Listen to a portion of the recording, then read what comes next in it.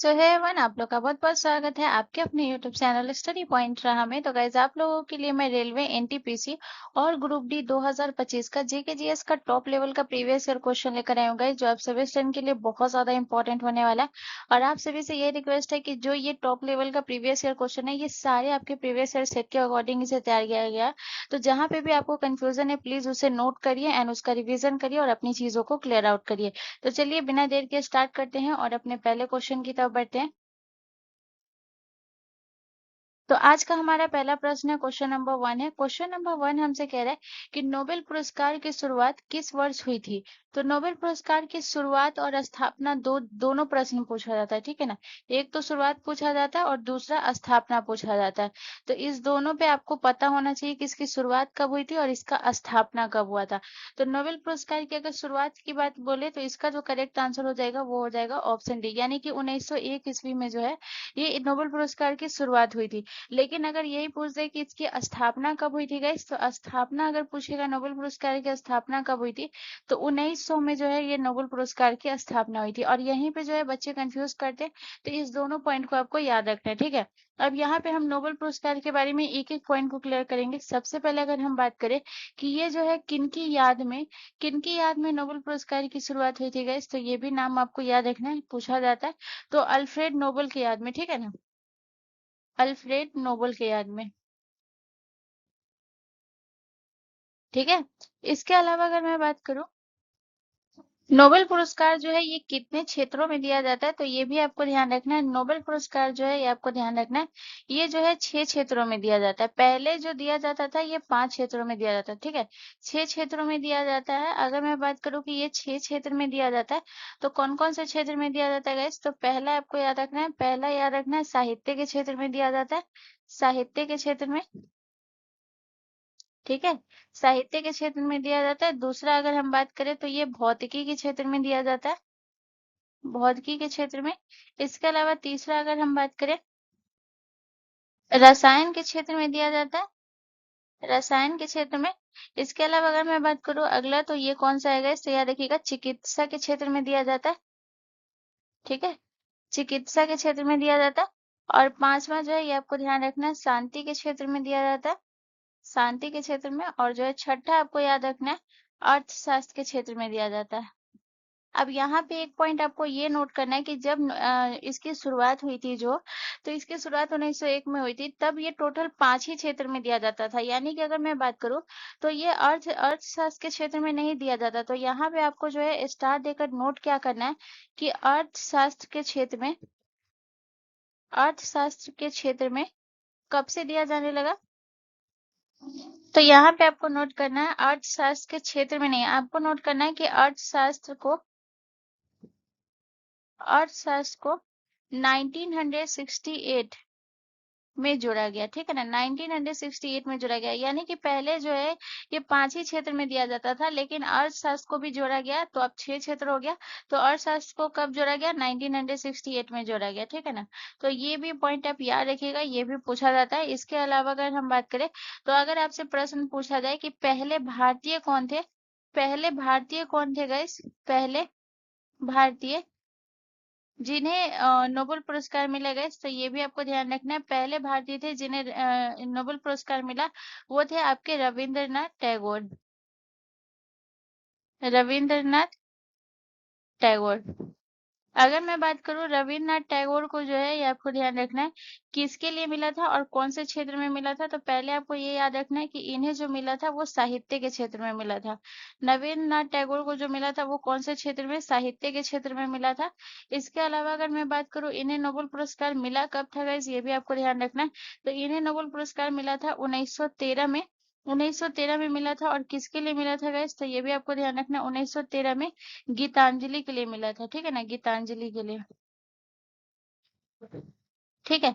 तो ये तो हो गया, ये जो कि आपको याद रखना है पहला नोबेल पुरस्कार कब मिला था। अगर आपसे ये प्रश्न पूछा जाए कि पहले भारतीय महिला कौन थी, पहले भारतीय, ये तो हो गए पहले भारतीय पुरुष, ठीक है ना, पुरुष हो गए। अगर मैं बात करती हूँ महिला की, अगर मैं बात करूँ तो मैं ऊपर लिख देती हूँ, ठीक है ना। यहाँ पे आपको याद रखना है पहली महिला, पहली महिला जिन्हें नोबेल पुरस्कार मिला है। तो पहली महिला आपकी कौन थी गाइस? तो ये आपको नोट करना है, पहली महिला थी मदर टेरेसा। मदर टेरेसा, ठीक है। मदर टेरेसा को जो मिला था वो कौन से क्षेत्र में मिला था? तो ये आपको ध्यान रखना है, मदर टेरेसा को मिला था शांति के क्षेत्र में, ठीक है ना। कौन से क्षेत्र में मिला था? शांति के क्षेत्र में। और इन्हें जो मिला था वो कब मिला था गाइस? तो ये भी आपको ध्यान रखना है, मदर टेरेसा को जो ये पुरस्कार मिला था 1900, ठीक है ना। मदर टेरेसा को ये पुरस्कार कब मिला था? तो ये भी आपको ध्यान रखना है, 1979 में। तो ये जो है इस पॉइंट को आप याद रखिएगा, ये सारे बहुत इंपॉर्टेंट है कि पहली महिला और पहले पुरुष कौन थे और कौन से क्षेत्र में मिला और किसके लिए मिला, ये पॉइंट आपको याद होना चाहिए, ठीक है ना। चलिए अब हम नेक्स्ट क्वेश्चन की तरफ चलते हैं। अगला क्वेश्चन हमारा क्वेश्चन नंबर 2 है गाइस। क्वेश्चन नंबर 2 हमसे कह रहा है कि पंडित शिव कुमार का संबंध किस वाद्य यंत्र से है? तो पंडित शिव कुमार का संबंध जो है ये संतूर वादक से है, ठीक है ना। ऑप्शन सी हमारा करेक्ट आंसर हो जाएगा। अब अगर मैं पंडित शिव कुमार के बारे में बात करूं तो इनसे रिलेटेड जितने भी इंपॉर्टेंट पॉइंट बनते हैं उनको देखेंगे। तो सबसे पहले अगर हम बात करें, ये तो एक संतूर वादक थे, इन्हें कुछ पुरस्कार भी मिला था। तो अगर हम बात करें कि इन्हें कौन कौन सा पुरस्कार मिला था, तो सबसे पहले आपको याद रखना है कि पंडित शिव कुमार को पद्म श्री से भी सम्मानित किया गया था, ठीक है ना। पद्म श्री हो गया। इसके अलावा मैं बात करें तो इन्हें पद्म भूषण से भी सम्मानित किया गया था। सॉरी, पद्म विभूषण से, भूषण से नहीं, पद्म विभूषण से। इसके अलावा अगर हम बात करें तो इन्हें और कौन से पुरस्कार से सम्मानित किया गया था? इन्हें एक और पुरस्कार से सम्मानित किया गया था, जो कि था संगीत नाटक अकादमी, संगीत नाटक अकादमी पुरस्कार से। अब अगर बात करूं तो ये आपको ध्यान रखना है कि इन्हें ये तीनों पुरस्कार मिला कब था, ये भी आपको नोट करना है। तो सबसे पहले अगर मैं बात करूं कि इन्हें पद्मश्री मिला था, पद्मश्री इन्हें मिला था 1991 में, यानी कि 1991 में इन्हें इन्हें पद्मश्री से सम्मानित किया गया। इसके अलावा पद्म विभूषण की बात करें तो 2001 में इन्हें पद्म विभूषण से, और संगीत नाटक अकादमी की बात करें तो 1986 यानी 1986 में इन्हें ये पुरस्कार मिला था। तो ये हो गया पंडित शिव कुमार शर्मा के बारे में, जो कि आपको याद रखना है। अब अगर मैं बात करूं तो सबसे पहले हम बात करेंगे बांसुरी वादक के बारे में। बांसुरी वादक आपके कौन कौन से हैं? तो बांसुरी वादक हैं आपके हरि प्रसाद चौरसिया, पहला नाम आपको ये याद रखना है, हरि प्रसाद चौरसिया। और दूसरा नाम आपको कौन सा याद रखना है? हरि प्रसाद चौरसिया। और दूसरा नाम आपको याद रखना है पन्नालाल घोष। दूसरा नाम आपको कौन सा याद रखना है? पन्नालाल घोष, ठीक है ना। इसके अलावा अगर मैं बात करूं, अगला आपको याद रखना है सारंगी वादक। सारंगी वादक आपके कौन कौन से, ये आपको ध्यान रखना है। तो सारंगी वादक है आपके शकूर खान, ठीक है ना। तो याद रखिएगा शकूर खान। इसके अलावा अगर हम बात करें तो याद रखिएगा उस्ताद बिंदु खां, उस्ताद बिंदु खां। और अगला नाम आपको याद रखना है, जो कि है, याद रखिएगा उस्ताद बिंदु खां सुल्तान खान, ठीक है ना, सुल्तान खान। तो ये हो गए आपके जो है सारंगी वादक, ठीक है ना। संतूर वादक, जो कि पहला नाम तो आप सभी को पता है कि ये कौन सा नाम हो गया, ये नाम हो गया जैसे कि पंडित शिव कुमार शर्मा, पंडित शिव कुमार शर्मा। इसके अलावा अगर हम बात करें तो एक और नाम याद रखिएगा, ये दो नाम ही बहुत ज्यादा इंपॉर्टेंट है, ठीक है ना। दूसरा आपको याद रखना है भजन सोपोरी का, ठीक है ना। दूसरा नाम आपको किसका याद रखना है गाइस? तो याद रखिएगा दूसरा जो नाम आपको याद रखना है वो रखना है भजन सोपोरी, सोपोरी का, ठीक है। और जो है नेक्स्ट अगर मैं बात करूं, अगला आपका कौन सा है? अगला है आपके पखावज। पखावज से संबंधित अगर मैं बात करूं तो कौन कौन से हैं? तो याद रखिएगा कुणाल पाटिल, ठीक है ना। कुणाल पाटिल जो है ये किससे संबंधित है? ये है आपके पखावज से, कुणाल पाटिल, पाटिल। इसके अलावा जो है अगर मैं बात करूं तो अगला आपको याद रखना है तोताराम। तोताराम भी जो है ये भी आपके जो है पखावज से संबंधित है। और सबसे इंपॉर्टेंट याद रखिएगा, अगला नाम आपको क्या याद रखना है? केलुचरण महापात्र। अब बहुत लोग कहेंगे कि केलुचरण महापात्र जो है ये ओडिसी से संबंधित है। तो केलुचरण महापात्र का आपको याद रखना है कि ये किन से संबंधित है, ठीक है ना। केलुचरण महापात्र, केलुचरण महापात्र की अगर मैं बात करूं तो ये आपके जो है ओडिसी से भी संबंधित है, ओडिसी से भी संबंधित है, पखावज से भी संबंधित है। इसके अलावा अगर हम बात करें पखावज, पखावत से भी संबंधित है, और इसके अलावा अगर हम बात करें तो ये आपके मृदंग से भी संबंधित है। तो ये केलुचरण महापात्र के बारे में आपको इतना पॉइंट याद रखना है, ठीक है। चलिए नेक्स्ट क्वेश्चन की तरफ। अगला क्वेश्चन हमारा क्वेश्चन नंबर 3 है गाइस। क्वेश्चन नंबर 3 कह रहा है कि किस राज्य को 5 नदियों की भूमि के रूप में जाना जाता है। तो गाइस इसका जो करेक्ट आंसर हो जाएगा वो हो जाएगा ऑप्शन सी। 5 राज्यों की भूमि के नाम से जो जाना जाता है, यानी कि 5 नदियों की भूमि के नाम से वो पंजाब को जाना जाता है, ठीक है ना। अगर मैं बात करूँ कि वो कौन कौन सी नदी, वो कौन सी 5 नदियों के नाम के बारे में बात करें जिसे पंजाब को 5 नदियों की भूमि के नाम से जाना जाता है, तो पहला नदी आपका हो गया चिनाब नदी, ठीक है ना। पहला चिनाब हो गया। दूसरा आपका कौन सा नदी हो गया, झेलम नदी हो गया। दूसरा आपका झेलम हो गया। तीसरा आपका हो गया व्यास। चौथा आपका हो गया रावी। और पांचवा आपका हो गया सतलज। तो ये 5 नदियों की भूमि के रूप में जाना जाता है, और यही वो 5 नदी के नाम है। सबसे पहले अगर हम इसके सारे के उद्गम के बारे में मैं बताऊंगी, ठीक है। तो जो चिनाब नदी के उद्गम के बारे में हम बताएं तो याद रखिएगा इसका जो है, याद रखिएगा हिमाचल प्रदेश में जो है बारालाचा दर्रे से होता है, ठीक है ना। हिमाचल प्रदेश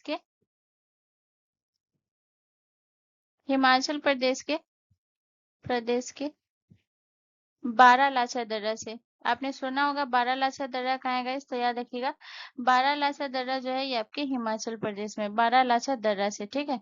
इसके अलावा अगर हम बात करें झेलम नदी की, अगर हम बात करें झेलम नदी का उद्गम कहाँ से होता है गाइस, तो याद रखिएगा झेलम नदी का उद्गम होता है कश्मीर के बेरीनाग से। कश्मीर के बेरीनाग झील से। कश्मीर के बेरीनाग झील से यहाँ से होता है झेलम नदी का उद्गम। इसके अलावा अगर मैं बात करती हूँ, अगला आपको जो याद रखना है वो रखना है आपको व्यास नदी के बारे में, ठीक है ना। तो व्यास नदी का उद्गम कहाँ से होता है, तो यहाँ मैं नीचे लिखाती हूँ। तो व्यास नदी का उद्गम होता है आपके हिमाचल प्रदेश के रोहतांग दर्रे से, ठीक है ना। हिमाचल प्रदेश के हिमाचल प्रदेश के रोहतांग दर्रा रोहतांग रोहतांग दर्रा रोहतांग दर्रा में एक व्यास कुंड है, उसी से होता है। तो यहाँ पे आप लिख लीजिएगा रोहतांग दर्रा से। इसके अलावा अगर मैं बात करूँ रावी नदी का, रावी नदी का जो उद्गम होता है गाइस, ये होता है आपके जो है हिमाचल प्रदेश के चंबा जिले से, ठीक है ना। ये आपको ध्यान रखना है, हिमाचल प्रदेश के चंबा जिले से, ठीक है। इसके अलावा अगर मैं बात करूँ लास्ट आपका बचता है गाइस, वो है आपका सतलज नदी। तो सतलज नदी के बारे में भी आप नोट कर लीजिएगा। सतलज नदी का जो उद्गम होता है वो होता है आपके मानसरोवर झील के पास जो राकसताल झील से निकलती है, ठीक है ना। तो मानसरोवर के पास जो एक झील है, मानसरोवर झील मानसरोवर झील के पास कौन सी झील है, तो मानसरोवर झील के पास जो है एक राकस ताल झील से, ठीक है ना। राकस ताल झील से इस नदी का उद्गम होता है, सतलज नदी का। अब यहाँ पे अगर मैं बात करूँ तो पंजाब को जो कहा जाता है, तो ये तो मैंने बता ही दिया है कि जो है 5 नदियों की भूमि कहा जाता है। लेकिन अगर मेघालय की अगर मैं बात करूँ तो ये आपको ध्यान रखना है, मेघालय को क्या कहा जाता है, तो मेघालय को कहा जाता है बादलों के निवास के रूप में जाना जाता है, ठीक है ना। मेघालय को किसके रूप में जाना जाता है, बादलों के निवास के रूप में, बादलों के निवास के रूप में इसे जाना जाता है। इसके अलावा अगर हम बात करें छत्तीसगढ़, छत्तीसगढ़ को जाना जाता है कौन से रूप में, तो इसे जाना जाता है दक्षिण कोसल के नाम से भी जाना जाता है, ठीक है ना। इसे किस रूप में जाना जाता है, दक्षिण दक्षिण कोसल के नाम से जाना जाता है, ठीक है। इसके अलावा अगर मैं बात करूँ आपका पंजाब, पंजाब को तो 5 नदियों की भूमि के नाम से जाना ही जाता है, लेकिन इसके साथ साथ एक और याद रखिएगा, इसे जो है भारत की रोटी की कटोरी कहा जाता है, ठीक है ना। भारत की रोटी की कटोरी, रोटी की कटोरी के रूप में भी इसे जाना जाता है पंजाब को, ठीक है। इसके अलावा लास्ट आपका कौन सा बचता है, लास्ट आपका बचता है मध्य प्रदेश। मध्य प्रदेश को कौन से रूप में जाना जाता है गाइस, तो याद रखिएगा मध्य प्रदेश को जाना जाता है भारत के बाघ राज्य के रूप में, भारत के बाघ राज्य के रूप में, बाघ राज्य के रूप में। तो ये पॉइंट आपको इतना नोट कर लेना है, ठीक है। चलिए नेक्स्ट क्वेश्चन की तरफ। अगला क्वेश्चन हमारा क्वेश्चन नंबर 4 है गाइस। क्वेश्चन नंबर 4 कह रहा है कि हिमालय का कौन सा भाग शिवालिक कहलाता है। तो हिमालय का कौन सा भाग शिवालिक कहलाता है, तो बड़ा हिमालय, ठीक है ना, सबसे बाहरी है। तो यहाँ पे अगर हम बात करते हैं हिमालय का जो है वो कितना भाग है, तो याद रखिएगा हिमालय के टोटल 4 भाग है, ठीक है ना। कितने भाग है, 4 भाग है। अब इन चारों भाग के बारे में हम एक एक डिस्कस करेंगे। जैसे सबसे पहले अगर हम बात करें तो आपका कौन सा होता है, सबसे पहले अगर हम बात करें तो ये होता है आपका महान हिमालय, ठीक है ना। सबसे पहले अगर हम बात करें तो ये आपका कौन सा होता है, महान हिमालय। महान हिमालय के बारे में अगर हम कुछ इंपॉर्टेंट पॉइंट को देखेंगे तो सबसे पहले महान हिमालय के बारे में आपको क्या याद रखना है कि ये जो है सबसे ऊंची जो है और आंतरिक श्रेणी होती है, ठीक है ना। ये आपको ध्यान रखना है, ये कैसी है, ये आंतरिक श्रेणी है, हिमालय का आंतरिक भाग है, हिमालय का आंतरिक भाग है। इसके अलावा अगर हम बात करें तो यहाँ पे अगर हम बात करें तो कुछ जो है बहुत ज्यादा इंपॉर्टेंट है जो पूछा जाता है। जैसे कि कुछ प्रमुख चोटी हो गई, जैसे कि कंचनजंगा, कंचनजंगा। इसके अलावा अगर मैं बात करूं माउंट एवरेस्ट, माउंट एवरेस्ट। इ- और इसके अलावा अगर मैं बात करूं तो आपका हो गया नंदा देवी, नंदा देवी चोटी स्थित है इस पर, ठीक है ना। नंदा देवी चोटियां स्थित है। और ये किस पे स्थित है, तो हिमालय के कौन से भाग पर, तो महान हिमालय पे ये पूछा जाता है, ठीक है ना। अब हम जो है ये आपका हो गया महान हिमालय के बारे में। अब जो है हम दूसरा पॉइंट बात करेंगे। दूसरा आपका कौन सा है, दूसरा है आपका मध्य हिमालय, ठीक है ना। दूसरा आपका कौन सा है guys? तो यह देखिएगा, दूसरा है आपका मध्य हिमालय। मध्य हिमालय के बारे में कुछ इंपॉर्टेंट पॉइंट को देखेंगे। जैसे आपको याद रखना है कि मध्य हिमालय जो है ये पर्यटन के लिए बहुत ज्यादा प्रसिद्ध है, ठीक है ना। मध्य हिमालय जो है पर्यटन के लिए प्रसिद्ध है, ठीक है। इसके अलावा अगर हम बात करें ये पर्यटन के लिए क्यों प्रसिद्ध है, तो याद रखिएगा यहाँ पे जो है आपका कौन कौन सा स्थित है। जैसे कि मनाली, मनाली है स्थित। इसके अलावा अगर मैं बात करूँ शिमला है, नैनीताल है, नैनीताल, नैनीताल ये सब जो है यहीं पर स्थित है, इसलिए ये पर्यटन के लिए बहुत ज्यादा प्रसिद्ध है।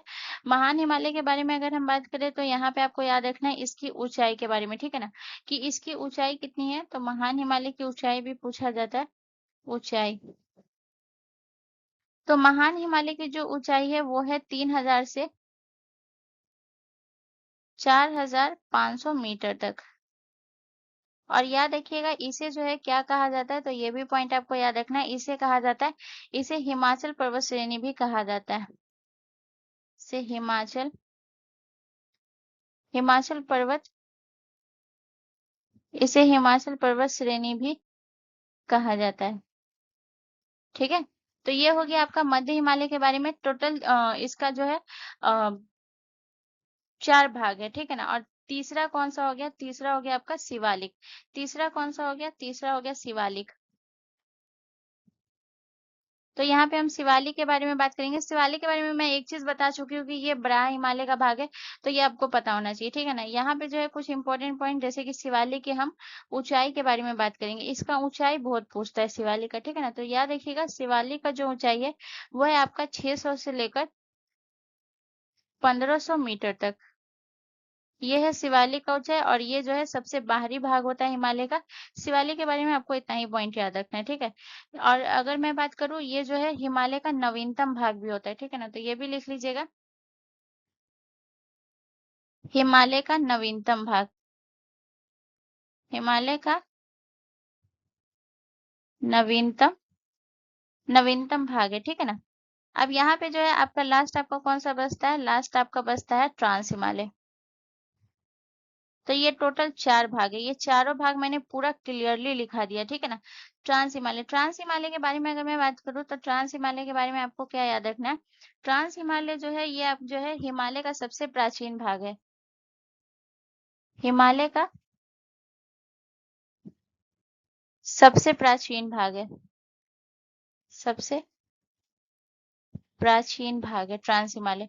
तो यहाँ पे आपको इतना पॉइंट याद रखना है, ठीक है ना। तो ये हो गया आपका महान हिमालय, मध्य हिमालय, शिवालिक और ट्रांस हिमालय, ये मैंने चारों समझा दिया है, और चारों आपको नोट कर लेना है, ठीक है। चलिए अब हम नेक्स्ट क्वेश्चन की तरफ चलते हैं।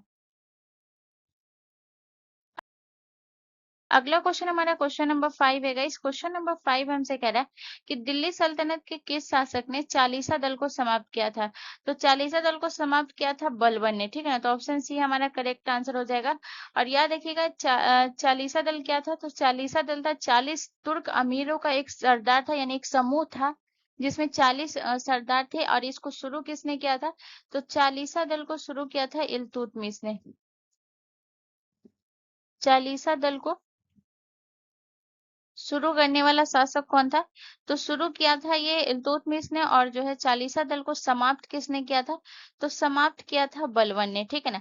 अब बलबन से रिलेटेड हम सारे एक एक पॉइंट को देखेंगे। सबसे पहले अगर हम बलबन के बारे में बात करें तो बलबन के बारे में आपको नोट करना है, यहाँ पे अगर हम बलबन लिखते हैं, ठीक है ना। तो बलबन के बारे में लिखना है कि सबसे पहले जो है इसका अगर हम बात करें वास्तविक नाम क्या था, ठीक है ना। बलबन का अगर हम बात करते हैं कि इसका जो है वास्तविक नाम क्या था, तो याद रखिएगा बलबन का वास्तविक नाम था बहाउद्दीन, ठीक है ना। क्या नाम था गाइस? तो याद रखिएगा बहाउद्दीन। ये बलबन का वास्तविक नाम था। इसके अलावा अगर हम बात करें, याद रखिएगा तो बलबन जो है ये कौन से वंश से संबंधित था? तो बलबन जो था ये गुलाम वंश का था, ठीक है ना।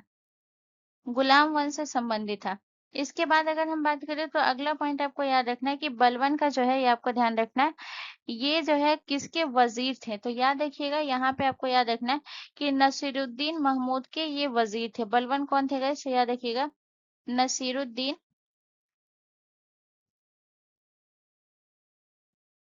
नसीरुद्दीन महमूद के वजीर थे। वजीर थे, ठीक है। इसके अलावा अगर हम नेक्स्ट पॉइंट की बात करें तो अगला याद रखना है इनका शासनकाल, ठीक है ना। इनका शासनकाल याद रखना है।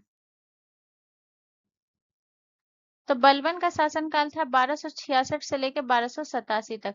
1266 से लेकर 1287 तक। और आपको याद रखना है कि यहाँ पे आपको याद क्या रखना है कि जो नसीरुद्दीन महमूद थे, नसीरुद्दीन महमूद, इन्होंने जो है कौन सी उपाधि दी थी? महमूद ने एक उपाधि दी थी बलबन को, उपाधि दी। और वो कौन सी उपाधि थी गैस? तो याद रखिएगा उलुग खां की, उलुग खां की उपाधि दी बलबन को, ठीक है। तो ये भी पॉइंट आप याद रखिएगा, बहुत इंपॉर्टेंट है। बहुत बार एग्जाम में पूछा गया कि नसरुद्दीन महमूद ने या फिर बलबन को उल्लू खां की उपाधि किसने दी थी। ये बहुत बार पूछा जाता है, तो ये आपको याद रखना है, ठीक है ना। अब इसके हम कुछ इंपॉर्टेंट पॉइंट के बारे में बात करेंगे। जैसे कि अगर हम बात करें तो लॉ एवं रक्त नीति का प्रतिपादन किसने किया था गाइस? ये आपको ध्यान रखना है, लॉ और रक्त नीति का, रक्त नीति का प्रतिपादन किसने किया था? बलबन ने किया था। इसके अलावा अगर हम बात करें तो आपको याद रखना है कि जो है नवरोज उत्सव जो है किसने शुरू किया था? नवरोज उत्सव, नवरोज नवरोज उत्सव को शुरू किया वो भी बलबन ने ही किया था। इसके अलावा अगर हम बात करें तो याद रखिएगा इसने जो किया था वो क्या किया था?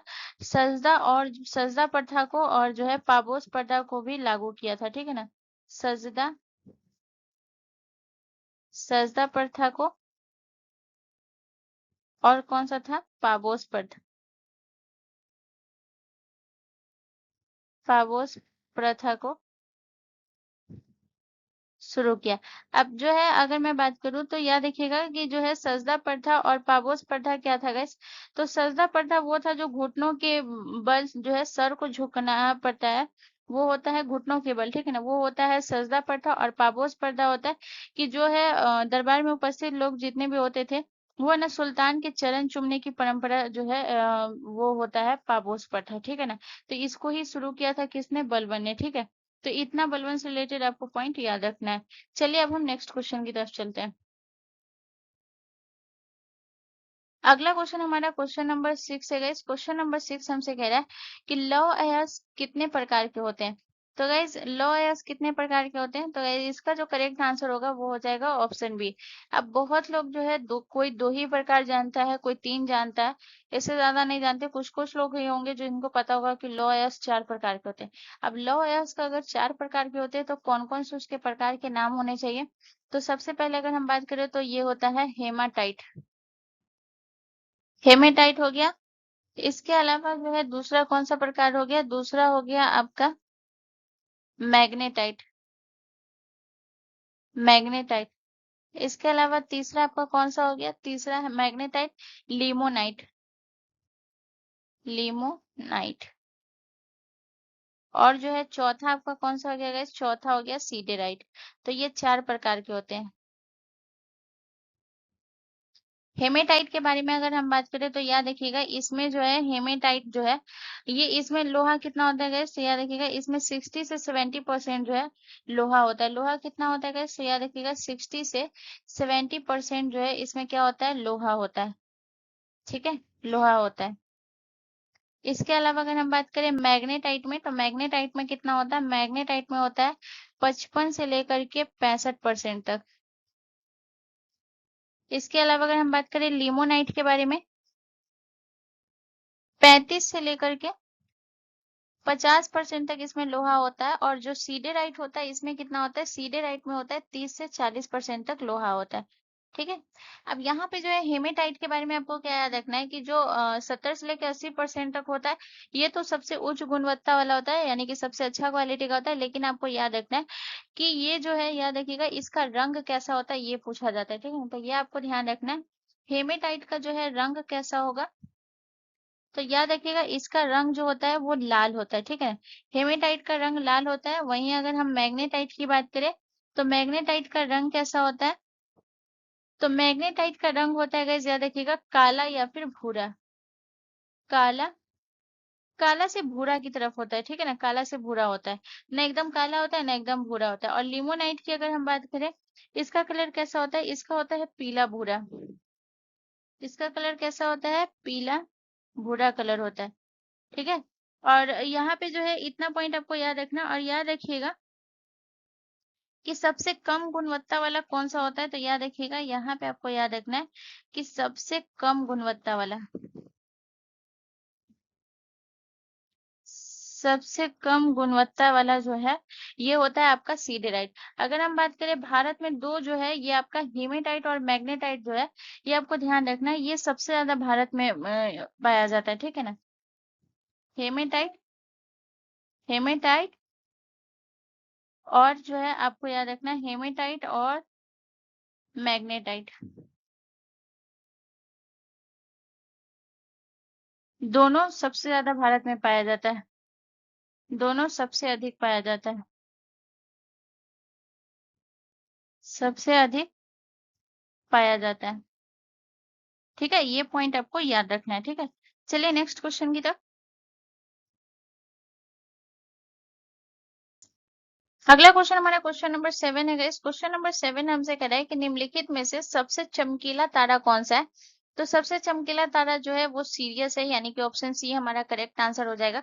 सीरियस की अगर हम बात करें guys, तो यह देखिएगा इसे डॉग स्टार भी कहते हैं। ठीक है ना, सीरियस को क्या कहते हैं, डॉग स्टार, डॉग स्टार भी कहते हैं। इसके अलावा अगर हम बात करें तो आपको सीरियस के बारे में क्या याद रखना है, तो एक पॉइंट और याद रखिएगा। याद रखिएगा कि ये जो है पृथ्वी से लगभग कितना दूरी पर है, तो याद रखिएगा ये जो है पृथ्वी से लगभग 8.6, पृथ्वी से लगभग, पृथ्वी से 8.6 प्रकाश वर्ष, प्रकाश वर्ष की दूरी पर है, दूरी पर स्थित है। ठीक है ना, तो ये हो गया सीरियस के बारे में। अब हम बात करते हैं, जैसे कि अगर मैं बात करूं बैटल ग्यूज के बारे में, बैटल ग्यूज के बारे में आपको क्या याद रखना है, तो ये जो तारा है बैटल ग्यूज, याद रखिएगा यह एक जो है लाल दानव तारा है। ठीक है ना, कैसा तारा है, लाल दानव तारा, लाल दानव तारा है। ठीक है, लाल दानव तारा है ये, लेकिन याद रखिएगा ये ओरायन नक्षत्र में जो है स्थित होता है। ये कौन से नक्षत्र में स्थित होता है, तो ये भी आपको याद रखना है, ओरायन, ओरायन, ओरायन नक्षत्र में, ओरायन नक्षत्र में स्थित होता है। ये पॉइंट आपको याद रखना है। ठीक है, इसके बाद अगर हम बात करें अगला जो है आपका कौन सा है, अगला है आपका रीगेल। रीगेल, रीगेल जो है ये आपको ध्यान रखना है, ये कैसा तारा होता है, तो रीगेल जो है ये आपको ध्यान रखना है, ये है नीला महादानव तारा। ठीक है ना, नीला महादानव तारा, महादानव तारा। और याद रखिएगा ये लाल महादानव तारा है, ठीक है ना, ये आपको क्या याद रखना है कि ये लाल महादानव तारा है। तो इसे हम इरेज कर देते हैं।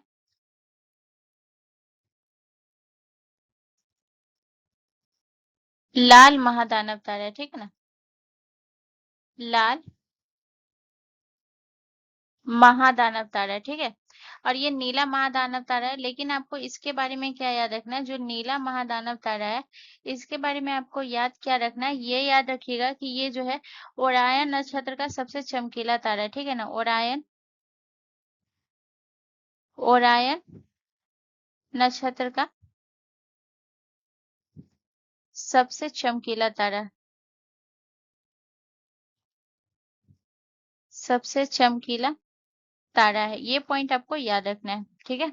इसके अलावा अगर हम बात करें अगला आपका कौन सा है, अगला है आपका कैनोपस। कैनोपस की अगर हम बात करें तो यह देखिएगा, कैनोपस जो है ये आपको ध्यान रखना है, आकाश में दूसरा सबसे चमकीला तारा है, ठीक है ना, ये आकाश का दूसरा सबसे चमकीला तारा है। सब पहला जो है वो सीरियस है, और दूसरा सबसे चमकीला तारा कौन सा हो गया, दूसरा सबसे चमकीला तारा, दूसरा सबसे चमकीला तारा जो है ये कैनोपस है, ये आपको ध्यान रखना है, ठीक है। चलिए अब हम नेक्स्ट क्वेश्चन की तरफ चलते हैं। अगला क्वेश्चन हमारा क्वेश्चन नंबर 8 है गाइस। क्वेश्चन नंबर 8 हमसे कह रहा है कि निम्नलिखित में से किसे भारत सरकार का पहला विधि अधिकारी माना जाता है। तो भारत सरकार का पहला विधि अधिकारी किसे माना जाता है, तो अटॉर्नी जनरल को माना जाता है। अटॉर्नी जनरल जिसे हम क्या कहते हैं, अटॉर्नी जनरल को हम कहते हैं महान्यायवादी, महान्यायवादी, ठीक है।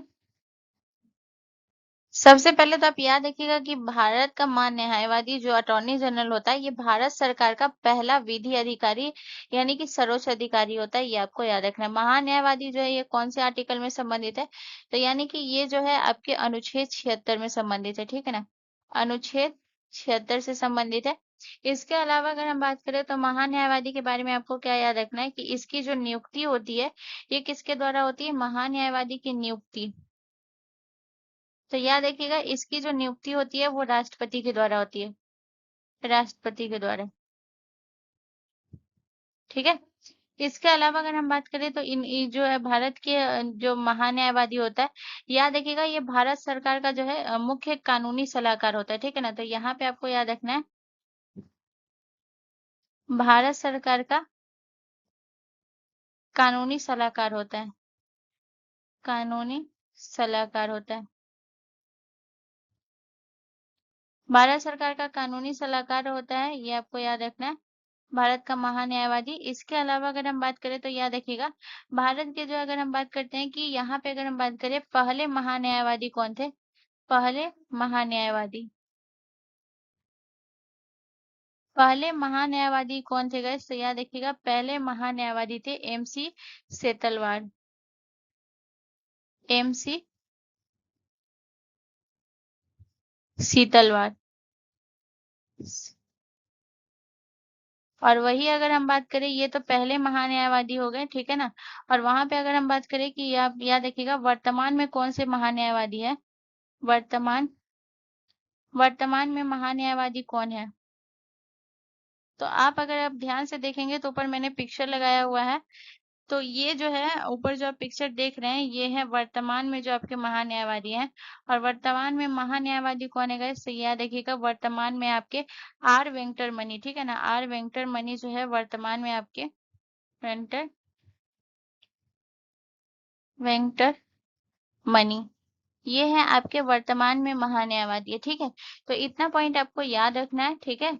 इसके अलावा अगर हम बात करें आर वेंकटर मणि जो है ये आपको ध्यान रखना है, ये जो है पद धारण कब किए थे, तो याद रखिएगा ये पद धारण किए थे आपके 1 अक्टूबर 2022 को, इन्होंने पद कब धारण किया था, 1 अक्टूबर 2022 को पद धारण किया, ये आप याद रखिएगा, ठीक है। चलिए अब हम नेक्स्ट क्वेश्चन की तरफ चलते हैं। अगला क्वेश्चन हमारा क्वेश्चन नंबर 9 है गाइस। क्वेश्चन नंबर 9 हमसे कह रहा है कि उपराष्ट्रपति का कार्यकाल संविधान के किस अनुच्छेद से संबंधित है, तो उपराष्ट्रपति का कार्यकाल जो है ये संविधान अनुच्छेद 67 से संबंधित है, याद रखिएगा। और वहीं अगर हम बात करें कि उपराष्ट्रपति का कार्यकाल कितना होता है, तो याद रखिएगा उपराष्ट्रपति का कार्यकाल जो है ये 5 वर्षों तक होता है। 5 वर्षों तक रहता है उपराष्ट्रपति का कार्यकाल। अब यहाँ पे अगर हम बात करें अनुच्छेद 70 जो है ये किससे संबंधित है, तो अनुच्छेद जो 70 संबंधित है, ये राष्ट्रपति के कार्यों को उपराष्ट्रपति द्वारा संभालने की जो व्यवस्था की गई है, ये किस आर्टिकल के तहत, ये अनुच्छेद 70 के तहत। तो इसे आप लिख लीजिएगा, राष्ट्रपति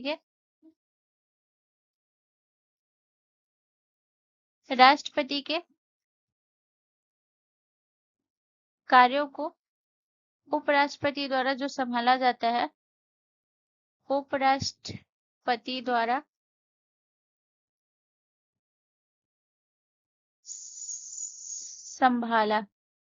संभालने की व्यवस्था है, किस आर्टिकल में है, ये है आपका अनुच्छेद 70 के तहत। ठीक है। इसके अलावा अगर हम बात करें तो आपको याद रखना है कि जो आपका अनुच्छेद 64 है, अनुच्छेद 64 में क्या है guys? तो याद रखिएगा अनुच्छेद 64 में है उपराष्ट्रपति राज्यसभा के पदेन सभापति होंगे। ठीक है ना, उपराष्ट्रपति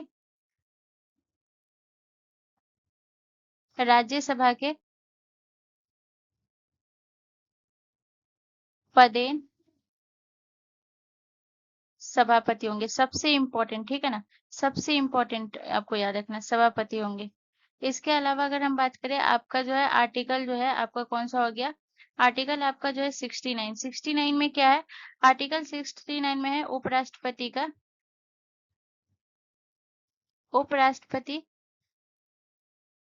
के शपथ से संबंधित है। ठीक है ना, शपथ से संबंधित है आपका आर्टिकल 69। ठीक है ना, तो ये आपको याद रखना है। 67 आपका कार्यकाल से, 64 जो है ये आपके उपराष्ट्रपति जो है राज्यसभा का पदेन सभापति होंगे अनुच्छेद 64 के तहत, और अनुच्छेद 70 के तहत राष्ट्रपति के कार्यों को उपराष्ट्रपति द्वारा संभालने की व्यवस्था की गई है। ठीक है, चलिए नेक्स्ट क्वेश्चन की तरफ।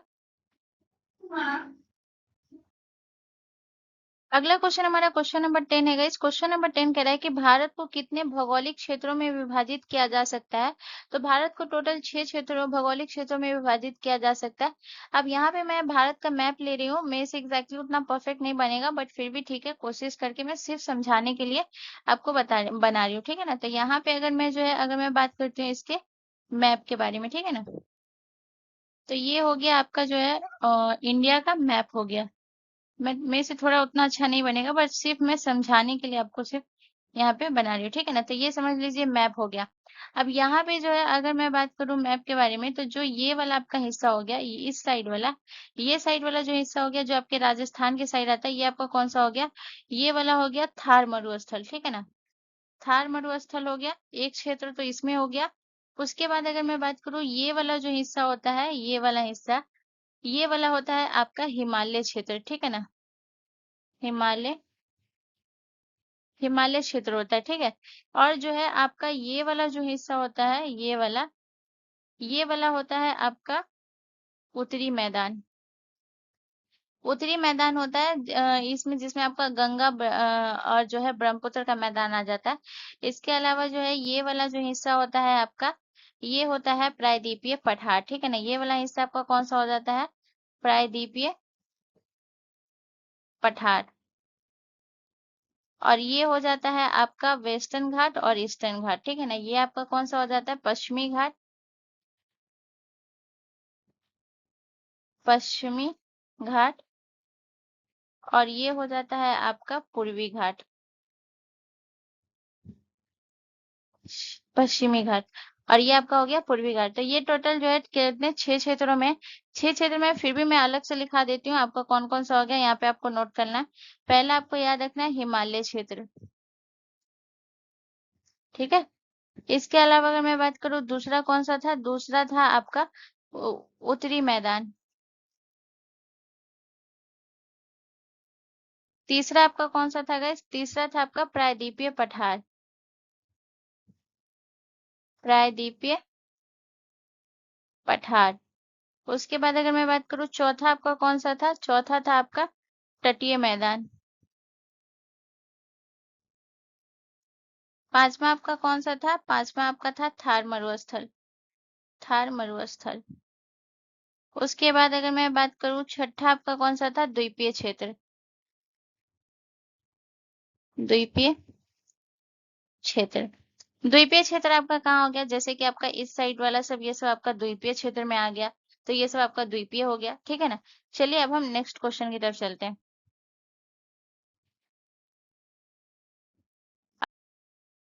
अगला क्वेश्चन हमारा क्वेश्चन नंबर 11 है गाइस। क्वेश्चन नंबर 11 कह रहा है कि ब्रिटिश भारत के पहले गवर्नर जनरल कौन थे? तो ब्रिटिश भारत के पहले गवर्नर जनरल थे वॉरेन हेस्टिंग्स। ऑप्शन बी हमारा करेक्ट आंसर हो जाएगा। अगर इनके बारे में हम बात करें तो कुछ इंपॉर्टेंट पॉइंट के बारे में बात करेंगे कि इन्हें बंगाल का गवर्नर कब नियुक्त किया गया, ठीक है ना। बंगाल का गवर्नर कब नियुक्त किया गया। और दूसरा आपको क्या याद रखना है कि ये भारत का पहला गवर्नर जनरल कब बना, ठीक है ना। भारत का पहला गवर्नर जनरल कब बना, तो इन दोनों पॉइंट को आपको याद रखना। अगर आपसे पूछा जाए बंगाल का गवर्नर इसे नियुक्त किया गया था 1772 में, इसे नियुक्त किया गया, और 1774 में इसे भारत का गवर्नर जनरल बनाया गया, ठीक है ना। इसके अलावा इसके बारे में अगर हम बात करें तो सबसे पहले अगर हम बात करेंगे तो याद रखिएगा इसके हम शासनकाल के बारे में बात करेंगे। शासनकाल, तो इसका शासनकाल कब से कब तक था गाइस? तो याद रखिएगा 1772 से लेकर के 1785 तक, ठीक है ना। 1772 से 1785 तक इसका शासनकाल था, ये आपको याद रखना है। उसके अलावा हम इसके बारे में अगर हम बात करें तो आपको याद रखना है कि ये जो था, इन्होंने जो है द्वैत शासन को समाप्त किया था, ठीक है ना। द्वैत द्वैत शासन को समाप्त किया था। द्वैत शासन को 1772 में, द्वैत शासन को 1772 में,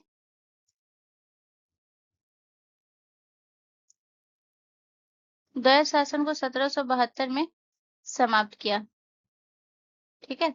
और इसके बाद अगर हम बात करें तो द्वैत शासन को शुरू किसने किया था गाइस? तो अगर हम बात करें द्वैत शासन को शुरू करने वाला था गाइस, याद रखिएगा, जो कि हुआ था ये 1765 में रॉबर्ट क्लाइव ने, ठीक है ना। रॉबर्ट रॉबर्ट क्लाइव के द्वारा जो है इसे शुरू किया गया था, ठीक है। तो याद रखिएगा। उसके अलावा अगर हम नेक्स्ट पॉइंट की बात करें तो आपको एक पॉइंट और इसके बारे में याद रखिएगा कि 1781 में जो है, याद रखिएगा 1781 में कलकत्ता मदरसा की स्थापना की थी। कलकत्ता मदरसा की स्थापना की थी, ठीक है। ये पॉइंट आपको याद रखना है। अब यहाँ पे जो है आपको याद रखना है, अब जैसे हम इन सभी के शासनकाल के बारे में बात करेंगे। जैसे वेलेजली का जो शासनकाल था ये कब से कब तक था? तो वेलेजली का शासनकाल था आपका 1798 से लेकर के 1805 तक इसका शासनकाल था। वॉरेन हेस्टिंग्स का तो बता ही दी। लॉर्ड कार्नवालिस का याद रखिएगा, कार्नवालिस का था 1786 से लेकर के 1793 तक। और वहीं अगर मैं लॉर्ड लिटन की बात करूं तो लॉर्ड लिटन का था 1700 सॉरी 1800 था, 1876 से लेकर के 1876 से 1880 तक जो था ये लॉर्ड लिटन का काल था, ठीक है ना। तो ये आपको याद रखना है। चलिए नेक्स्ट क्वेश्चन की तरफ। अगला क्वेश्चन हमारा क्वेश्चन नंबर 12 है गाइस। क्वेश्चन नंबर 12 हमसे कह रहा है कि सतपुड़ा की रानी इनमें से किस पहाड़ी को कहा जाता है? तो सतपुड़ा की रानी जो है ये आपको ध्यान रखना है, पचमढ़ी को कहा जाता है। ऑप्शन सी हमारा करेक्ट आंसर हो जाएगा, ठीक है। चलिए नेक्स्ट क्वेश्चन की तरफ। अगला क्वेश्चन हमारा क्वेश्चन नंबर 13 है गाइस। क्वेश्चन नंबर 13 कह रहा है कि किस स्थान पर विश्व शांति स्तूप है? तो इसका करेक्ट आंसर हो जाएगा ऑप्शन ए। विश्व शांति स्तूप जो है ये आपका राजगीर में है, और राजगीर आपका कहाँ पड़ता है? राजगीर जो है ये आपके बिहार में, ठीक है ना। अब यहाँ पे अगर हम बात करें विश्व शांति स्तूप जो है ये आपके कौन से पहाड़ी पर है, तो याद रखिएगा विश्व शांति स्तूप जो है ये आपके रत्नागिरी पहाड़ी पर है। रत्नागिरी पहाड़ी पर स्थित है, ठीक है। इसके अलावा अगर मैं बात करूँ तो यहाँ पे आपको याद रखना है, इस स्तूप को जो है याद रखिएगा, इसे जो है शांति और प्रेम का प्रतीक माना जाता है, ठीक है ना। शांति और प्रेम का प्रतीक माना जाता है, ठीक है। इसके अलावा अगर मैं बात करूँ तो यहाँ पे आपको याद रखना है कि यहाँ पे जो है बुध की कितनी प्रतिमा है। तो याद रखिएगा यहाँ पे बुध की 4 प्रतिमा है, ठीक है ना। कितनी प्रतिमा है? 4 प्रतिमा है। अगर मैं बात करूँ कि बुध की 4 प्रतिमा कौन कौन सी है, तो ये भी आपको याद रखना है। जैसे कि पहला आपको याद रखना है जन्म, दूसरा याद रखना है कौन सा हो गया, यानी कि बर्थ। दूसरा है आपका ज्ञान प्राप्ति। उसके बाद जो है तीसरा आपका कौन सा है, तो तीसरा है आपका प्रथम उपदेश, प्रथम उपदेश। और जो है चौथा आपका कौन सा है, तो याद रखिएगा चौथा है आपका महापरिनिर्वाण, महापरिनिर्वाण। तो ये 4 प्रतिमा है बुध की, ये आपको याद रखना है, ठीक है। चलिए नेक्स्ट क्वेश्चन की तरफ। अगला क्वेश्चन हमारा क्वेश्चन नंबर 14 है गाइस। क्वेश्चन नंबर 14 कह रहा है कि निम्नलिखित में से कौन सा खरीफ फसल का उदाहरण नहीं है। तो खरीफ फसल का उदाहरण जो है ये मेथी नहीं है, बाकी जो है ये मक्का, गन्ना और जो है आपका बाजरा, ये तीनों आपका खरीफ फसल है। खरीफ फसल के बारे में कुछ इंपॉर्टेंट बात करेंगे। जैसे सबसे पहले हम बात करेंगे कि इसे बोई कब जाती है। तो खरीफ फसल जो है ये बोई जाती है आपका जून जुलाई में। खरीफ फसल को कब बोई जाती है गाइस, तो याद रखिएगा जून जुलाई में इसे बोई जाती है। उसके बाद आपको याद रखना है कि इसे काटी कब जाती है गाइस, तो याद रखिएगा इसे काटी जाती है सितंबर अक्टूबर में, सितंबर, गलत हो गया, सही कर देते हैं। इसे काटी कब जाती है गाइस, तो याद रखिएगा सितंबर, सितंबर से अक्टूबर में इसे काटी जाती है, ठीक है। अब यहाँ पे मैं कुछ खरीफ फसलों के नाम लिखाऊंगी जो कि खरीफ फसल है। जैसे कि आपका यहाँ पे जो है गन्ना, मक्का, बाजरा, ये सब तो खरीफ फसल है। इसके अलावा अगर मैं बात करूँ आपका ज्वार हो गया खरीफ फसल। इसके अलावा अगर मैं बात करूँ सोयाबीन हो गया, सोयाबीन हो गया। इसके अलावा अगर मैं बात करूँ आपका चावल हो गया। ये सब आपके खरीफ फसल है, ठीक है ना। इसके अलावा अगर मैं बात करूँ तो आपका मूंगफली हो गया। ये सब जो है आपके खरीफ फसल है, ये आपको याद रखना है, ठीक है। और अगर मेथी की बात करूँ, मेथी जो है ये आपका कौन सा फसल है, तो मेथी जो है ये रबी की फसल है। मेथी जो है ये कौन सी फसल है, रबी की फसल, ठीक है। चलिए नेक्स्ट क्वेश्चन की तरफ। क्वेश्चन हमारा क्वेश्चन नंबर 15 है गाइस। क्वेश्चन नंबर 15 हमसे कह रहा है कि निम्नलिखित में से कौन सा दुनिया का सबसे लंबा पेड़ है। तो ऑप्शन ए हमारा करेक्ट आंसर हो जाएगा। हाइपरियन जो है ये दुनिया का सबसे लंबा पेड़ है। और अगर मैं बात करूँ गाइस तो ये आपको ध्यान रखना है ये कौन से नेशनल पार्क में स्थित है। तो याद रखिएगा ये जो है आपके रेडवुड नेशनल पार्क में, ठीक है ना। तो ये आपको ध्यान रखना है ये कौन से नेशनल पार्क में, रेडवुड, ठीक है ना। तो इसे मैं लिख देती हूँ यहाँ पे, रेडवुड, रेडवुड नेशनल पार्क में स्थित है, ठीक है ना। रेडवुड नेशनल पार्क में स्थित है।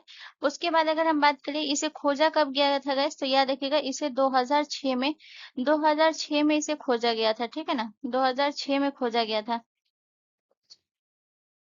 इसके अलावा आपको याद रखना, और याद रखिएगा ये जो आपका नेशनल पार्क है, ये जो आपका रेडवुड नेशनल पार्क है ये आपका कहाँ है, तो ये भी आप लिख लीजिएगा।